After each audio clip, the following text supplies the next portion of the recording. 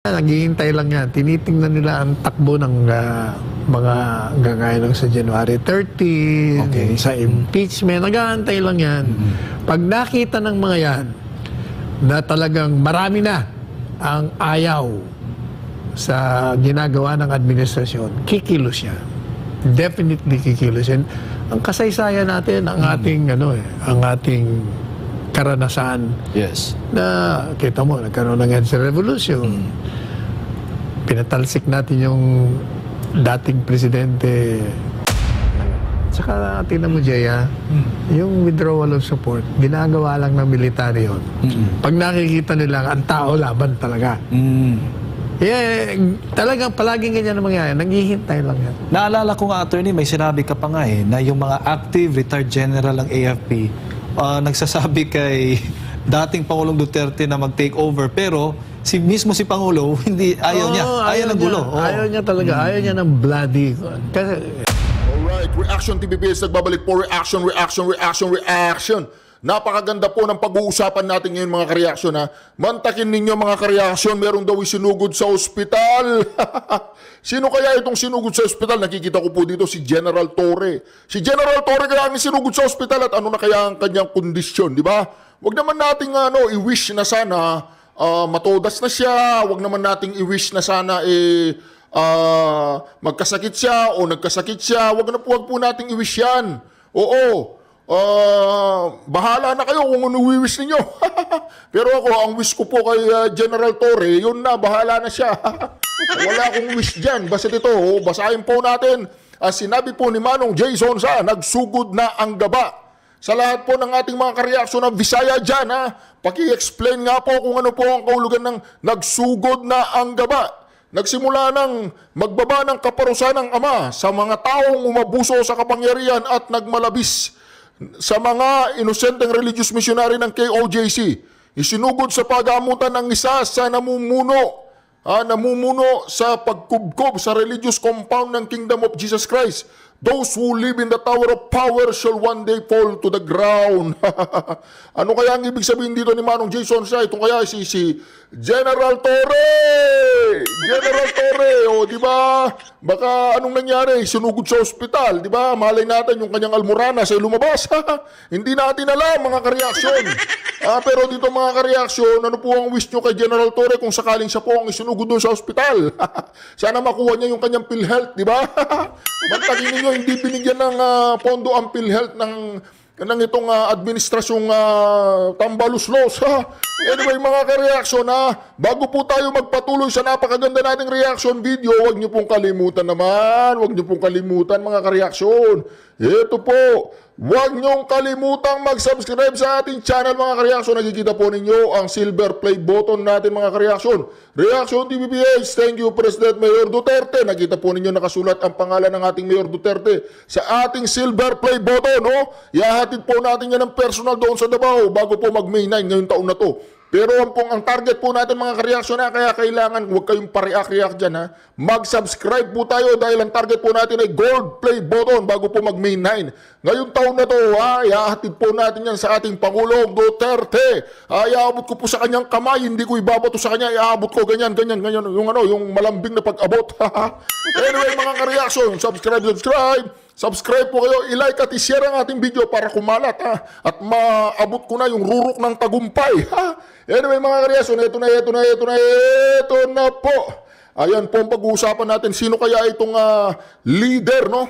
Sino po kaya itong leader na isinugod sa hospital na sinasabi po ni Manong J. Sonsa na kung saan isa raw po siyang pinuno na kung saan kumubkob doon sa KOJC compound na nangabuso, nagpukpok ng ulo, kung ano-ano, naghukay, kung ano-ano ginawa nila doon, yung naghahanap sila ng yung heartbeat daw ni Kibuloy sa ilalim ng lupa. Anyway mga kareaksyon, ano po ang wish nyo kay General Torre? General Torre, ano kaya nangyari kay General Torre? Hindi naman siguro siya na heart attack. Baka yung kanyang brain na nag-attack. Anyway mga kareaksyon, kung ano man po ang mangyari kay General Torre, bahala na siya sa buhay niya. Anyway. Sana po maayos lang ang kalagayan po ng mga doktor at nurse sa ospital. Si General Torre, General Torre, kailangan yung PhilHealth asikasuhin mo para magkaroon ka ng yung makakuha ka. Kung halimbawa man si General Torre yan. Kasi nandyan yung picture niya, Ngayon, kung hindi po si General Torre ang itinakbo sa ospital, okay lang yan. Kung si General Torre ang itinakbo sa ospital, ay okay din. At least itinakbo siya sa ospital, para masagip ang kanyang buhay. Pero yung kalagayan ni General Torre, wala pa po tayong balita. Ano na kaya ang kalagayan ni General Torre? Anyway. Ito po mga kareaksyon. Tantanan muna natin si General Torre. Base po sa isang vlogger na napanood ko mga kareaksyon, ang kalagayan, i-update ko po kayo sa kalagayan dyan sa may grandstand. Quirino Grandstand ba? Doon tayo magtitipon bukas yun. Diba? Marami na daw pong tao at ito pong gagawin nilang pagtitipon sa Quirino Grandstand ay naging kapakipakinabang daw po di umano sa ekonomiya ng paligid dahil lahat yata ng mga hotel doon. Alam mo naman yung mga iglesia, malay natin, maraming may kaya sa mga yan. So para hindi na sila babiyahe bukas, nag-advance na po sila, pumunta na sila sa mga hotel, motel dyan, yung mga tulugan dyan, ay puno na raw. Marami daw ang nagbubuk sa mga hotel dyan kung saan gusto nilang matulog, ay wala na. Fully book po.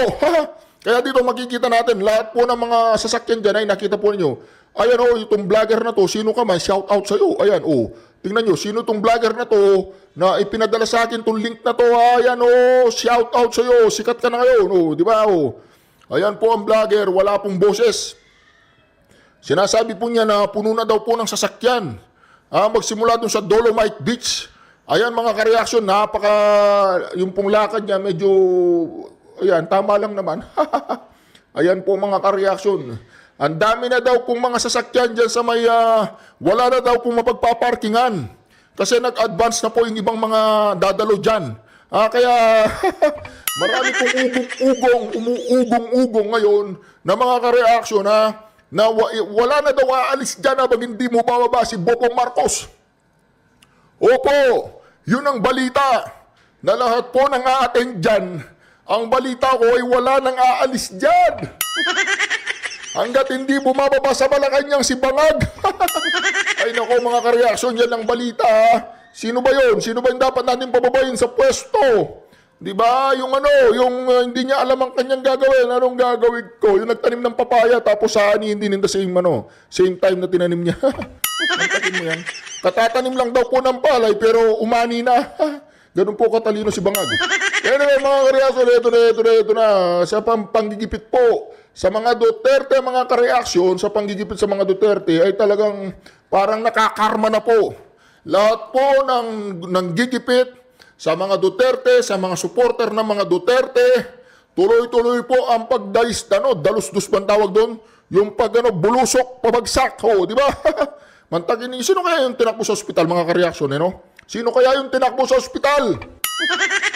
Meron ba kayong balita sino yung tinakbo sa ospital? Si General Torre ba yun? Ako hindi ko alam. Basta't nandun ang picture ni General Torre. So siguro kung tinakbo siya sa ospital, maganda para mabigyan po siya ng first aid, second aid, third aid, fourth aid. Ganun po kagaling ang mga ospital sa Pilipinas. Kaya lang, walang pondo ang PhilHealth. Ito po, si Attorney Sal Panelo. Pakinggan po natin mga kareaksyon. Napakadami ng sumusuporta kay Inday Sara. At dyan sa Kongreso, pinagkakaisaan siya. Alam mo naman ang Pilipino, pag nakikita nila na mali naman yung ginagawa mo pang underdog, talagang magagalit sa'yo. Kaya hindi ba nung ko pa sinabi, the more they demonize the Dutertes, the more Filipino people will love them. Yun, di ba? The more you demonize the Duterte, the more the Filipino will love them. Nakikita po natin yan.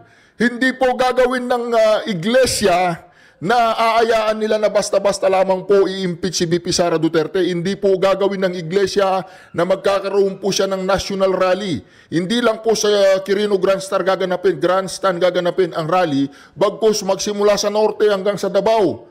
Hanggang sa Davao mga kareaksyon, merong tinatawag na National Rally for Peace. National nga hindi naman regional, national. Kaya buong Pilipinas, sasamahan po ng buong Pilipinas ang iglesia para may pahayag po maipahayag po ng buong Pilipinas ang kanilang pagtutol at hindi pagsang-ayon para ma-impeach si Sara Duterte. Ngayon, yan ang tinatawag natin habang hinahagupit ninyo si PRRD, habang inaabuso ng tuwadkom, ng huwadkom, ng gonggongkom na ito, na mga inutil na nandyan sa Kamara, na habang binabanatan si BP Sara Duterte, ay lalo po siyang minamahal ng taong bayan at lalo pong bumubulusok ang kanyang popularidad. Ito naman si Bangag, lalong bumubulusok pailalim ang kanyang popularidad. Ayun, yung kanilang mga fake na survey, kunyari, mataas ang survey, DSWS, yun. Puro mga fake po yun. Ang tunay na survey, nandyan sa Quirino Grandstand bukas. Oo. Tawagan ninyo yung SWS, mga kareaksyon, yung totoong survey nandyan sa Quirino Grandstand. Tanungin nyo yung mga tao dyan kung talagang sinusuporta ni Bangag. Maginig kayo dito, mga loyalistang mga pulpol. Kung talagang sinusuporta ni Bangag ang Peace Rally, National Rally for Peace na yan, punta siya bukas. Inahamon ko yan. Pumunta siya bukas. Tingnan natin kung anong mangyayari sa kanya dyan kung hindi siya mabubulyawan ng mga tao. Di po ba mga kareaksyon? Ang pinagmamayabang po ng mga vlogger, ng mga loyalistang bulok na to, ang pinagmamayabang po nila, alam nyo kareaksyon, sumasang-ayon daw at pumapabor daw kay Bangag ang National Rally for Peace. Mga loko-loko ba kayo? Nasa tamang katinuan pa ba kayo? Mantakin ninyo pumapabor kay Bobong Marcos yan. Yung sinabi po ni Bobong Marcos na hindi siya sang-ayon sa impeachment ni BP Sara Duterte, mga ka-reaction, ay hindi po totoo yun. Hindi sang-ayon, pero tumatakbo ang impeachment yan sa Kongreso. Ilang impeachment complaint na ang pumasok? 3. O diba, sabi nga ni Trililing, kung walang kumpas ng Malacanang, walang mangyayaring impeachment. Ngayon, bakit 3 impeachment complaint na pinapasok ni Secretary General, anong pangalan noon? Yung Secretary General ng Kongreso? Yun, yung Secretary General na yun, mabagal magsalita na parang si Kuya Cesar, yung ganito. Na-shoot na po ang bola. Hindi, tapos na ang game, Kuya Cesar. Ganun po kabagal magsalita ang taong yun. Diba? Pero hindi ako naiinip. Pag nagsasalita yun, pinapatay ko na lang yung YouTube. Anyway, mga ka-reaction, balikan po natin itong National Rally for Peace bukas. Mga ka-reaction, kung kayo ay pupunta doon sa Quirino Grandstand, at may oras po kayong pumunta ngayong oras na ito, wag kayong pupunta kung wala kayong oras. Kasi balita ko, punong-puno na po. Pero ang advice ko lang sa mga kababayan natin, mga ka-reaction natin dyan, na gustong pumunta doon, kung malapit lang kayo, wag na po kayong magdala ng sasakyan. Magdala po kayo ng maraming tubig, maraming sandwiches, magdala kayo ng maraming candy, magdala kayo ng maraming pagkain, adobo, kaldereta, sinigang, bechado, menudo, lahat dalhin po ninyo at para may share po natin sa ating mga kababayan doon. Nandun lang ako sa paligid-ligid. Magugutom ako, siguraduhin ninyo may dala kayo. Joke lang po yung mga ka-reaction. Basta magdala po kayo ng mga pagkain, especially tubig. Huwag na po soft drinks, hindi maganda sa katawan yung soft drinks. Pag may dala kayong soft drinks, ay bigyan nyo na lang sa akin pagdating ko doon. Anyway, mga ka-reaction, ito po ito po sinasabi nilang National Rally for Peace na suportado daw ni Bangag. Yan po ay katarantaduan. Wala lang silang magawa kasi ang iglesia ay organisado. Ang problema lang, alam nyo kung iglesia lang ang mga yan, kung iglesia lang ang pupunta dyan, kayang-kayang kontrolin. Kaya lang expected nila dyan, 1 million na iglesia o 10 million ang darating bukas dyan. Nandun ako sa drone bukas. Titignan ko yan sa taas sa drone. Mga ka-reaction, ganun po karami ang darating bukas, mga ka-reaction. Wala silang pakialam dyan sa pagtanggal kay Inday Sara. Ang iniintindi niyan, yung seguridad ng ating bansa. Itanggalin mo man si Inday Sara o hindi, iyang mga yan, naghihintay lang ng mga senyales kung saan sila tatayo. Kasi sa ilalim ng saligang batas, sila ang protector. Masyadong klaro nakalagay doon. They are the protector of the people. Kaya lang ulit na po nating sinabi na ang mga sundalo, gaya ng sinabi ni dating Presidente Duterte, yan ang trabaho nyo. Kaya kailangan, kung sa tingin ninyo, ang pamahalaan na nilikha ng sambayanang Pilipino ay hindi tumutugon at siyang nagiging banta doon sa seguridad mismo ng ating bayan, kailangan gumawa kayo ng inyong mga pagkilos bilang protektor, tagapagligtas. Iyon. Kaya sa ngayon, wala silang pakialam doon sa pagtanggal. Wala yan, naghihintay lang yan. Tinitingnan nila ang takbo ng mga gagaya ng sa January 30, sa impeachment. Naghahantay lang yan. Pag nakita ng mga yan na talagang marami na ang ayaw sa ginagawa ng administrasyon, kikilos yan. Definitely kikilos yan. Ang kasaysayan natin, ang ating ang ating karanasan. Yes. Na kita mo, nagkaroon ng EDSA Revolution. Pinatalsik natin yung dating presidente Marcos Sr. Pinakulong natin si Erap. Di ba?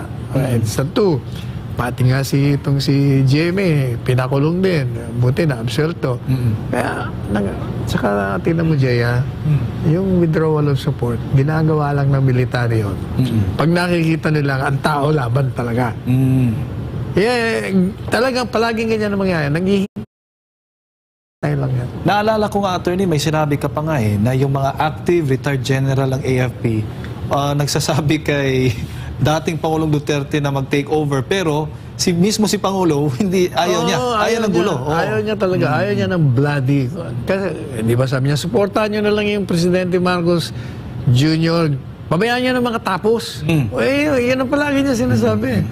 Kaya binabago nila pag sinasabi na, si Presidente Duterte nangihikayat ng pag-take over. Hindi yung totoo yun. Pero, attorney, pagdating naman dito sa issue ng korupsyon, katiwalian, marami na nagsasabi, mismo ng ikaw, nakikita mo, ano bang papel, ano bang stand ng AFP pagdating po dito sa garapala na nga, sabi pa nga ng iba? Ganon pa rin. Ang AFP will not move unless people moves. Yan ang palaging barometro dyan. Hindi gagalaw yan on its own. Alright. Samantala, attorney, pinasinungalingan naman ng Chinese Embassy sa Pilipinas ang ulat na umano'y pag-hack at pagnakaw ng Chinese state-sponsored hackers ng mga sensitibong datos ng Pilipinas. Tinawag ng embahada ang mga paratang na ito na hindi makatwiran at walang batayan. So bago po natin na pag-usapan yung hacking, yung hacker daw ng mga Chinese sa mga impormasyon ng Malacanang, dito po mga ka-reaction narinig po natin yung punto de vista po ni Attorney Sal Panelo na kung saan marami nang nananawagan sa Sandatahang Lakas ng Pilipinas kumilos na baklasin na, tanggalin na ang mga korap dyan sa lipunan natin, yung mga nagpapahirap, si Bangag, si Tamba, si Palaka, dapat na silang tanggalin at baklasin sa lipunan sa gobyerno. Ngayon, pero kinlaro po ito ni Attorney Sal Panelo na hindi po kikilos ang Sandataan ng Pilipinas. Ang pagkilos po ng Sandataan ng Pilipinas ay base yan sa panawagan at yung magiging karakter ng sitwasyon pagsapit po ng January 13. Kung ano po ang makikita ng Sandataan ng Lakas ng Pilipinas. Halimbawa, nakita po ng Sandatahang Lakas ng Pilipinas na talagang ayaw na ng mga nakararaming Pilipino ang ganitong sitwasyon sa ating lipunan, talagang talamak at hayagan na po ang kanilang ginagawang pagkukurap, pangungurakot, pagpapahirap sa ating mga kababayan, pagtanggal ng pondo ng PhilHealth. Example lang po, pagbibigay ng mahigit 1 trilyong pondo ng DPWH kung saan madaling nakawin. At marami pa pong iba na barometro na minamanmanan po ng AFP. Sabi pa nga niya, hindi dahilan ang pagkakatanggal ni VP Sara Duterte sa National Security Council na iinit o nabawasan ang seguridad ng ating bansa at iinit ang ulo ng ating Sandatahang Lakas ng Pilipinas upang mag-alsa at magsagawa ng isang coup, ay hindi raw po yun ang magiging trigger o magiging dahilan upang kumilos ang sandatang ng Pilipinas. Ang magiging dahilan daw po dyan mga ka-reaction ay yung kung ano po ang nakikita nilang pagkilos ng sambayan ng Pilipino. Halimbawa, nakita nila talagang umaalsa na ang sambayan ng Pilipino dahil sa kakulangan ng pagkain, dahil sa inflation, yung patuloy na pagtaas ng bilihin, ng presyo ng bilihin. At marami pa pong ibang kahirapan na dinaranas ng sambayan ng Pilipino. Kaya po dito mga ka-reaction, makikita po natin dito na kung halimbawa lang po to, case-to-case basis ito. Halimbawa sa January 13, bukas, nakita po natin ng pagkilos at panawagan ng taong bayan na bumaba na si Bangag, si Marcos Jr. dyan sa Malacanang. Talagang talagang kikilos ang Sandatang Lakas ng Pilipinas sa mga kasundaluhan, na kikilos po sila mga ka-reaction na talagang tutulungan ang taong bayan na paalisin o hugutin na ang mga namumuno natin ngayon at hindi wag na natin paabutin ng pagkatapos po ng eleksyon sa May 9. Dito po sabi nga po ni Atty. Rizal Panelo, yan po ay bumabase po ang Sandatang Lakas ng Pilipinas kung ano po yung panawagan ng taong bayan. Pasadayin po natin ngayon itong di umano talagang paghahak po ng China. Okay. Itong balita ni Quezalyn Cataro.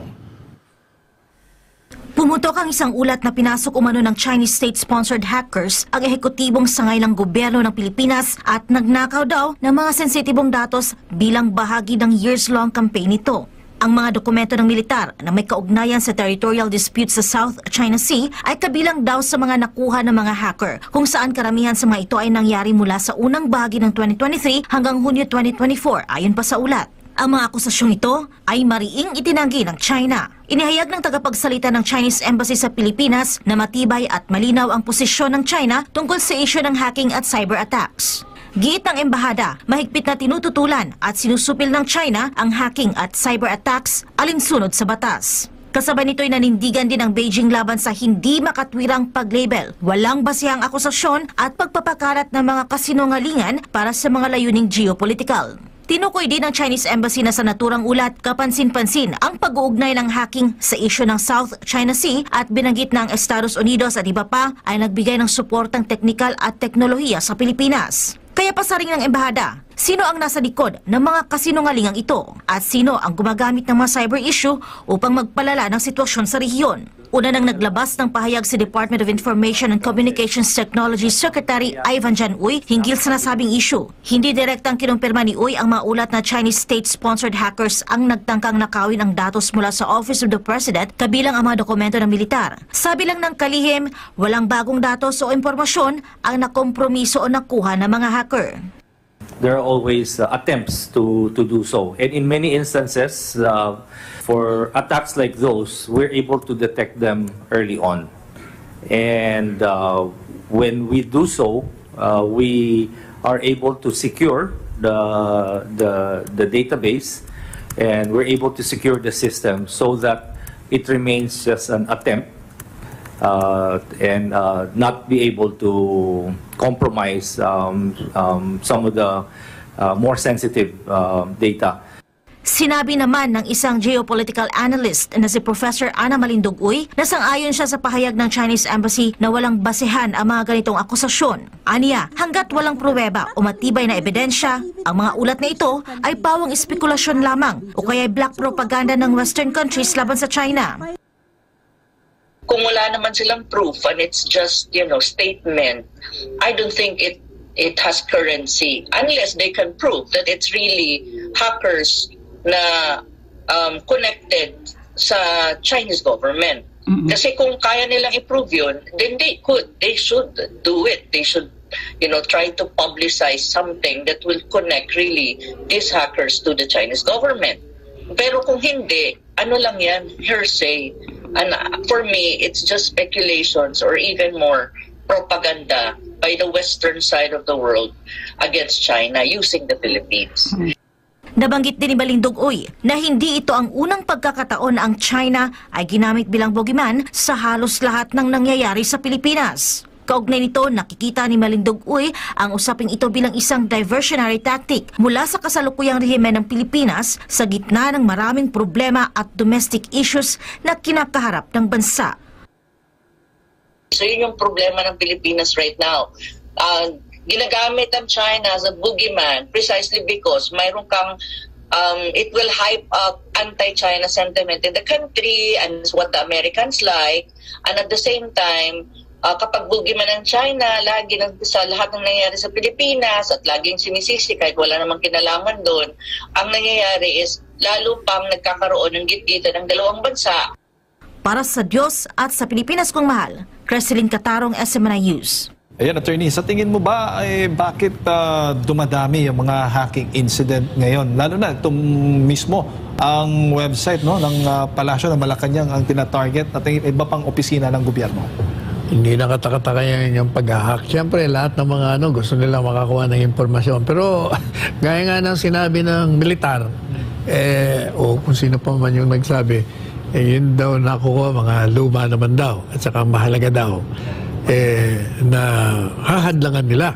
O yun pala bakit pa natin pag-aaksaya ng panahon ng pag-usapan yan? Hindi naman pala nakakapasok. Kaya naman pala. Cyber war nga, sinasabi. Kaya naman nating labanan. Alright, attorney, sabi naman dito, tila hindi pa tapos ang panibagong pasanin naman ng publiko ngayong bagong taon matapos kasing tumaas ang mga bilihin at bayarin tulad ng kontribusyon sa SSS, nagbabadya ring tumaas ang pasahe sa LRT. Aba, narito balita ni Cheryl Light. Sakit sa bulsa. Isang senior citizen, si Kuya Ben, kahit hindi araw-araw sumasakay sa LRT, ay aminadong apektado pa rin ang kagaya niya sakaling maitaas ang pamasahe sa LRT1. Taas na nga lahat yung mga bilihin, taas na naman ang masahe. Sakit sa bulsa para sa ako, senior na nga ako siyempre. Patuloy po talaga ang pagtaas ng kahit ano sa paligid natin, patuloy po ang pagtaas. So mga ka-reaction, ano po ang masasabi ninyo at anong may re-react ninyo dito na kung saan ito nga, bukas na po Sa palagay po ba ninyo, ito na yung simula ng katapusan ng mga magnanakaw. Ito na kaya yung simula ng katapusan ng mga mandarambong sa ating bayan.